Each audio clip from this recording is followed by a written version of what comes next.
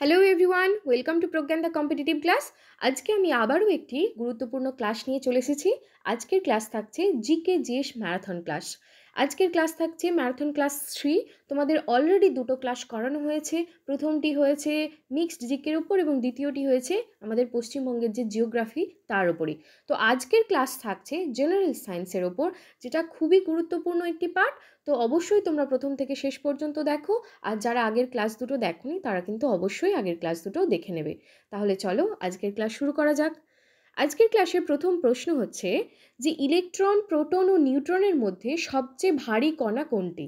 Electron, neutron, proton না সবগুলোই সমান ভারী? সঠিক উত্তর দেখো এখানে নিউট্রন হচ্ছে এই তিনটে কণার মধ্যে সব থেকে ভারী কণা।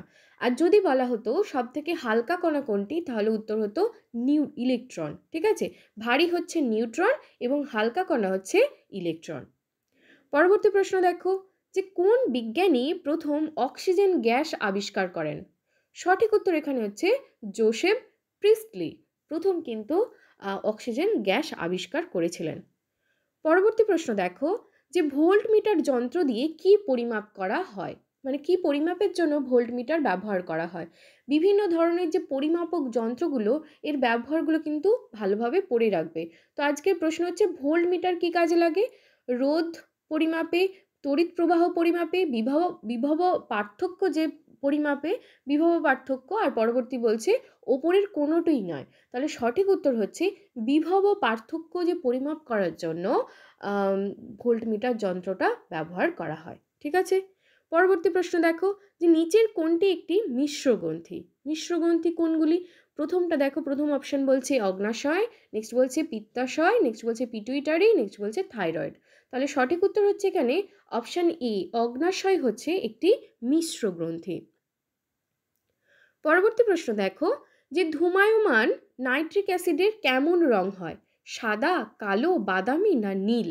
এই ধূমায়মান নাইট্রিক অ্যাসিড কিভাবে তৈরি হয় বলো তো? দেখো, গাঢ় নাইট্রিক অ্যাসিডের সঙ্গে যদি নাইট্রোজেন ডাইঅক্সাইড অর্থাৎ NO2 যদি যুক্ত করা হয় HNO3 সাথে, ঠিক আছে, গাঢ় নাইট্রিক অ্যাসিডের সাথে এই HNO3 যদি যুক্ত করা হয়, তাহলে বাদামি বর্ণের এই ধূমায়মান নাইট্রিক অ্যাসিডটা তৈরি হয়। তাহলে ধূমায়মান নাইট্রিক অ্যাসিডের রং কি?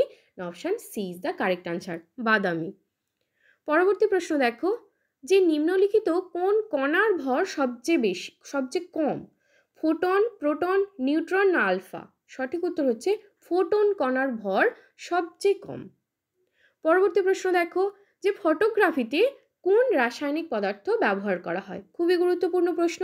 প্রথম অপশান বলছে সালফার ডাইঅক্সাইড, নেক্সট বলছে সিলভার ক্লোরাইড, পরবর্তী অপশান বলছে পটাশিয়াম নাইট্রেট, নেক্সট বলছে সোডিয়াম ক্লোরাইড। তাহলে এখানে সঠিক উত্তর কোনটা হবে? দেখো, ফটোগ্রাফিতে এই সিলভার ক্লোরাইড নামক রাসায়নিক পদার্থটি ব্যবহার করা হয়। পরবর্তী প্রশ্ন দেখো, প্রশ্ন হচ্ছে যে স্টেনলেস স্টিল কি কি উপাদান দিয়ে তৈরি হয়? জিঙ্ক ও লোহা, লোহা, ক্রোমিয়াম ও কার্বন, জিঙ্ক, লোহা ও তামা, তামা ও ক্রোমিয়াম। তাহলে সঠিক উত্তর কোনটি? Option B is the correct answer.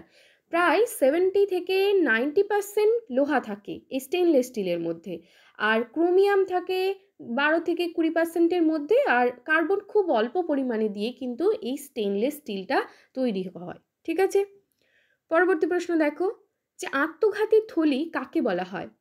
Lohit রক্তকণিকা, lysosome, ribosome না কোষগহ্বর? সঠিক উত্তর হচ্ছে লাইসোজোমকে বলা হয় আত্মঘাতী থলি। পরবর্তী প্রশ্ন দেখো যে ক্যাফাইন কিসে পাওয়া যায়? জলে, কফিতে, আদাতে না তামাকে? সঠিক উত্তর হচ্ছে কফিতে ক্যাফাইন পাওয়া যায়।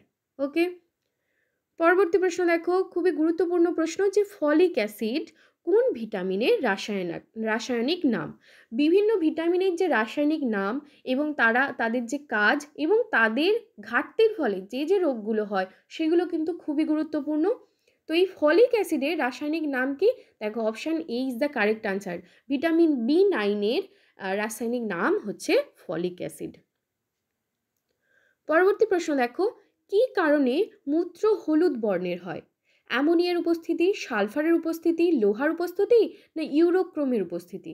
সঠিক উত্তর হচ্ছে অপশান ডি, ইউরোক্রোমের উপস্থিতির ফলেই কিন্তু মূত্রের যে বর্ণ, ইউরিনের কালার ইয়েলো কালার হয়। ঠিক আছে, পরবর্তী প্রশ্ন দেখো যে কোষীয় গঠন অনুযায়ী নিম্নলিখিত কোনটি সর্বাপেক্ষা জটিল? অর্থাৎ এই ব্যাকটেরিয়া, প্রোটোজোয়া, অ্যালগি এবং ফাঙ্গির মধ্যে কোনটির কোষীয় গঠন সর্বাধিক জটিল? সঠিক উত্তর হচ্ছে অপশান বি, প্রোটোজোয়ার। পরবর্তী প্রশ্ন দেখো যে স্কারভি রোগ কোন ভিটামিনের অভাবে হয়? Vitamin D, vitamin B, vitamin C না ভিটামিন এ? সঠিক উত্তর হচ্ছে ভিটামিন সি এর অভাবে স্কারভি রোগটা হয়ে থাকে। পরবর্তী প্রশ্ন, এইডস হলো, এইডস কি? এইডস একটি ভাইরাস ঘটিত রোগ, শৈবাল ঘটিত রোগ, জেনেটিক রোগ না ব্যাকটেরিয়া ঘটিত রোগ? সঠিক উত্তর হচ্ছে এইডস হচ্ছে একটি জেনেটিক রোগ। পরবর্তী প্রশ্ন দেখো যে রক্ত সঞ্চারণের ক্ষেত্রে যে সর্বজনীন দাতা কাকে বলা হয়? Blood group A, B, A B না ও? এটা সকলেরই জানা, সঠিক উত্তর হচ্ছে অপশান ডি, ও কে বলা হয় সর্বজনীন দাতা। আর গ্রহিতা কাকে বলা হয়? এ বি কে বলা হয় সর্বজনীন গ্রহিতা, অর্থাৎ সবার রক্ত তাকে দেওয়া যায়। পরবর্তী দেখো, পরবর্তী বলছে মানব দেহের দীর্ঘতম কোষের নাম কি? পেশিকোষ কোষ, গ্যামেট, স্নায়ুকোষ না যকৃৎ কোষ? সঠিক উত্তর হচ্ছে অপশান সি, স্নায়ুকোষ হচ্ছে মানব দেহের দীর্ঘতম কোষ। পরবর্তী প্রশ্ন দেখো যে নিম্নলিখিত কোন অংশটি সবচেয়ে শক্ত? অর্থাৎ মানব দেহের সবথেকে যে কঠিনতম অংশ সেটা কোনটি? প্রথমটা বলছে ডেন্টাইন, নেক্সট বলছে এনামেল, নেক্সট বলছে হাড়, নেক্সট বলছে নোক। সঠিক উত্তর হচ্ছে দাঁতের যে এনামেল সেটা কিন্তু মানব দেহের সবথেকে কঠিনতম অংশ। ঠিক আছে, পরবর্তী প্রশ্ন দেখো জেনেটিক ইনফরমেশন কিসের দ্বারা প্রবাহিত হয়? Fatty acid, protein, nucleic acid না কার্বোহাইড্রেট? কার মধ্য দিয়ে জেনেটিক ইনফরমেশন পরিবাহিত হয়? সেটা হচ্ছে নিউক্লিক অ্যাসিডের দ্বারা। পরবর্তী প্রশ্ন দেখো সেপ্টিসিমিয়া কি? মানসিক অসুস্থতা, রক্তের বিষক্রিয়া, খাদ্য বিষক্রিয়া না কোনোটিই নয়? সঠিক উত্তর হচ্ছে এই সেপ্টিসিমিয়া হচ্ছে রক্তের বিষক্রিয়া। Option B is the correct answer. পরবর্তী প্রশ্ন খুবই গুরুত্বপূর্ণ, বলছে মানুষের প্রতি 100 মিলি বিশুদ্ধ রক্তে অক্সিজেনের পরিমাণ থাকে 40 মিলি, 10 মিলি, পরবর্তী বলছে 20 মিলি, নেক্সট বলছে 30 মিলি। সঠিক উত্তর হচ্ছে অপশান সি, 20 মিলি। ঠিক আছে, পরবর্তী প্রশ্ন দেখো বলছে লাইসিন হলো একটি অপরিহার্য ফ্যাটি অ্যাসিড, এটি খুবই দুর্বল, প্রোটিন তৈরির গুরুত্বপূর্ণ উপাদান, মানে এর বৈশিষ্ট্যগুলো বলছে। পরবর্তী বলছে খুব উচ্চ প্রোটিনযুক্ত পুষ্টিযুক্ত, পরবর্তী বলছে এটি শরীরে তৈরি হয় না, খাদ্য থেকে উৎপন্ন হয়। সঠিক উত্তর হচ্ছে অপশান বি, এটা শরীরে তৈরি হয় না, খাদ্য থেকে উৎপন্ন হয় এই লাইসিন নামক একটি অপরিহার্য ফ্যাটি অ্যাসিড। ওকে, পরবর্তী প্রশ্ন দেখো যে ক্ষণপদ হলো কোন প্রাণীর গমনাঙ্গ? শামুক, টিকটিকি, অ্যামিবা না ইউগ্লিনা? এইগুলো খুবই গুরুত্বপূর্ণ যে কোন প্রাণীর গমনাঙ্গ কি, বিশেষ করে এই বিভিন্ন রকম যে ছোট ছোট জীবগুলো রয়েছে তাদের যে গমনাঙ্গগুলো সেগুলো কিন্তু জানতে চাওয়া হয়। এখানে ক্ষণপদ হচ্ছে কার গমনাঙ্গ? না অ্যামিবার গমনাঙ্গ হচ্ছে ক্ষণপদ। পরবর্তী প্রশ্ন দেখো গ্রাফাইট, কার্বন এবং ডায়মন্ড হলো আইসোটোপ, আইসোবার, আইসোটোন না অ্যালোট্রপস? সঠিক উত্তর হচ্ছে অ্যালোট্রপস। ঠিক আছে, পরবর্তী প্রশ্ন দেখো যে জল বিশুদ্ধ করতে পটাশিয়াম পারম্যাঙ্গানেট ব্যবহার করা হয়, যেহেতু এটা মানে পটাশিয়াম পারম্যাঙ্গানেট কি? স্টেরিলাইজিং, অক্সিডাইজিং, রিডিউসিং না লিচিং? মানে সঠিক উত্তর হচ্ছে এখানে অক্সিডাইজিং।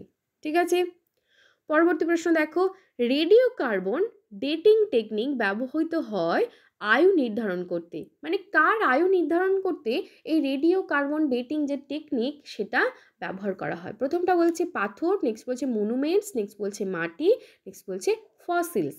ফসিলসের জন্য অর্থাৎ জীবাশ্মদের যে রেডিও আয়ু নির্ধারণ করতে, অর্থাৎ কত দিনকার পুরনো সেটা বিবেচনা করতে বা যাচাই করতেই আমাদের এই রেডিও কার্বন ডেটিং টেকনিকটা ব্যবহার করা হয়। পরবর্তী প্রশ্ন দেখো যে গ্রিন হাউস গ্যাস যেটা ফসিল ফুয়েলের দহনের সৃষ্টি হয় তাহা হলো কোনটি? CO2, CH4, O3 না N2O? সঠিক উত্তর হচ্ছে option A, CO2, carbon dioxide.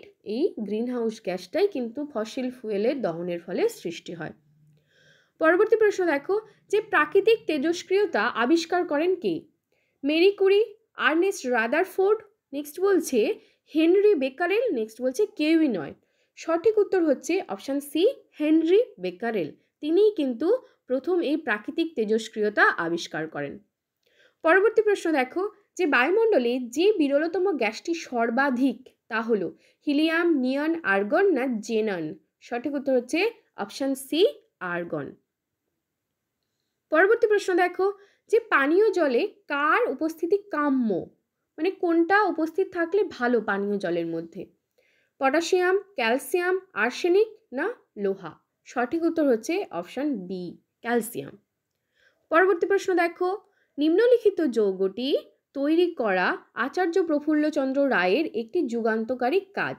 কোন যে যৌগ সেটা তার একটি যুগান্তকারী কাজ? সঠিক উত্তর দেখো এখানে হচ্ছে অপশান এ, HgNO3।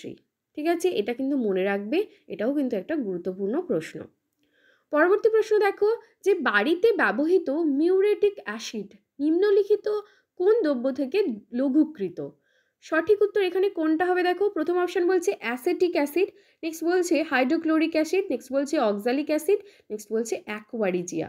সঠিক উত্তর হচ্ছে অপশান বি, হাইড্রোক্লোরিক অ্যাসিড। লঘু হাইড্রোক্লোরিক যে অ্যাসিড তাকেই কিন্তু মিউরেটিক অ্যাসিড বলা হয়। ঠিক আছে, এটাও কিন্তু খুবই গুরুত্বপূর্ণ প্রশ্ন। পরবর্তী প্রশ্ন দেখো, যে বাড়ির কাজে ব্যবহৃত ফিনাইল নিম্নলিখিত কোন দ্রব্য থেকে লঘুকৃত? সঠিক উত্তর হচ্ছে অপশান সি, বেনজিন থেকে লঘুকৃত। পরবর্তী প্রশ্ন, গুরুত্বপূর্ণ প্রশ্ন, যে হাইড্রোজেন বোমা তৈরি হয় নিউক্লিয় বিভাজন, নিউক্লিয় সংযোজন, প্রাকৃতিক তেজস্ক্রিয়তা না কৃত্রিম তেজস্ক্রিয় বিক্রিয়ার মাধ্যমে? তাহলে সঠিক উত্তর হচ্ছে হাইড্রোজেন বোমা তৈরি হয় নিউক্লিয় সংযোজনের মাধ্যমে। ঠিক আছে, পরবর্তী প্রশ্ন বলছে পাপড়িহীন ফুলেদের পরাগযোগ ঘটে কার দ্বারা? মৌমাছি, পাখি, প্রজাপতি না বায়ুর দ্বারা? সঠিক উত্তর হচ্ছে অপশান ডি, ঠিক আছে, বায়ুর দ্বারা। যেমন ধান, গম এই সমস্ত ফুলেদেরও কিন্তু পরাগযোগ এই বায়ুর মাধ্যমেই ঘটছে। পরবর্তী প্রশ্ন দেখো, যে রাইবোজোম কোন ক্ষেত্রে একটি গুরুত্বপূর্ণ ভূমিকা পালন করে? সঠিক উত্তর হচ্ছে প্রোটিন সংশ্লেষে। পরবর্তী প্রশ্ন দেখো, যে সালোক সংশ্লেষের যে পরিমাণ সব থেকে কম হয় কোন আলোতে? অর্থাৎ সালোক সংশ্লেষ কোন আলোতে সব থেকে কম পরিমাণে হয়? নীল, কমলা, সবুজ না লাল? এটাও কিন্তু খুবই গুরুত্বপূর্ণ প্রশ্ন। তো এখানে সঠিক উত্তর হচ্ছে দেখো সবুজ আলোতে সালোক সংশ্লেষের পরিমাণ সব থেকে কম হয়।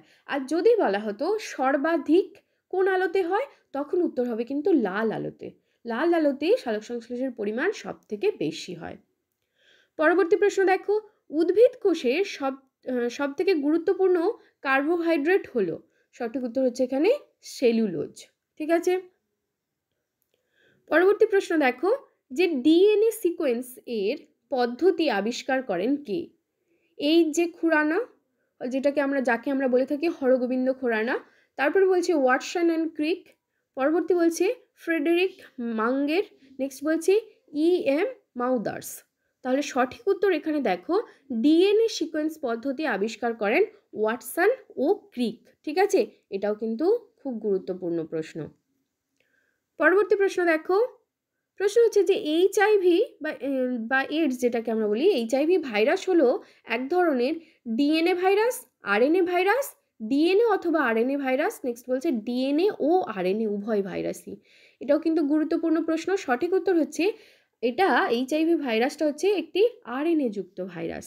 ঠিক আছে, পরবর্তী প্রশ্ন দেখো, মানুষের ফুসফুসে অসংখ্য বায়ুথলিগুলির নাম কি? অ্যালভিওলাস, ভিসেরাল, এপিগ্লটিস না এর কোনোটিই নয়? সঠিক উত্তর হচ্ছে অ্যালভিওলাস। ঠিক আছে, পরবর্তী প্রশ্ন দেখো, খুবই গুরুত্বপূর্ণ একটা প্রশ্ন, যে প্রোটিন অণুর একককে কি বলা হয়? ভ্যালিন, লিউসেন, অ্যামাইনো অ্যাসিড না কোনোটিই নয়? এটা কিন্তু খুব গুরুত্বপূর্ণ প্রশ্ন এবং কনফিউজিংও বটে। তাহলে প্রোটিন অণুর একককে বলা হয় অ্যামাইনো অ্যাসিড। ঠিক আছে, পরবর্তী প্রশ্ন দেখো, যে কার্বোহাইড্রেট ও প্রোটিনের মিলনে কোন পদার্থটি তৈরি হয়? লাইপোপ্রোটিন, গ্লাইকোপ্রোটিন, মেটাপ্রোটিন না এর কোনোটিই নয়? সঠিক উত্তর হচ্ছে কার্বোহাইড্রেট এবং প্রোটিনের মিলনে তৈরি হয় গ্লাইকোপ্রোটিন। খুবই গুরুত্বপূর্ণ প্রশ্ন, মনে রেখো। পরবর্তী প্রশ্ন দেখো, কোনটি তড়িৎ অবিশ্লেষ্য পদার্থ নয়?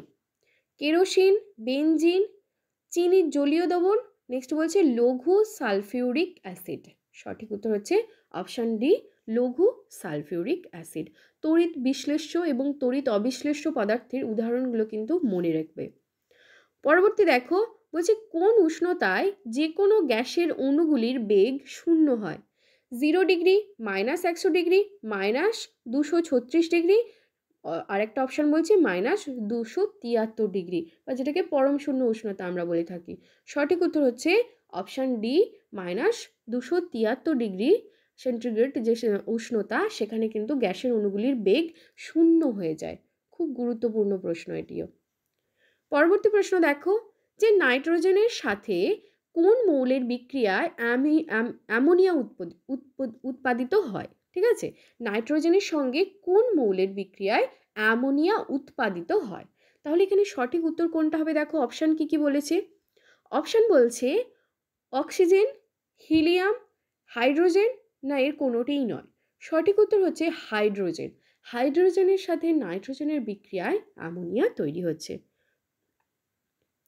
পরবর্তী প্রশ্ন দেখো, বলছে জেনেটিক ইঞ্জিনিয়ারিং এর দ্বারা তৈরি প্রথম হরমোন কোনটি? খুবই গুরুত্বপূর্ণ প্রশ্ন, এটা কিন্তু বিশেষ পরীক্ষাতেও এসেছে। এখানে দেখো কোন কোন অপশানটা কি কি বলছে, যে ইস্ট্রোজেন, টেস্টোস্টেরন, থাইরক্সিন, না ইনসুলিন।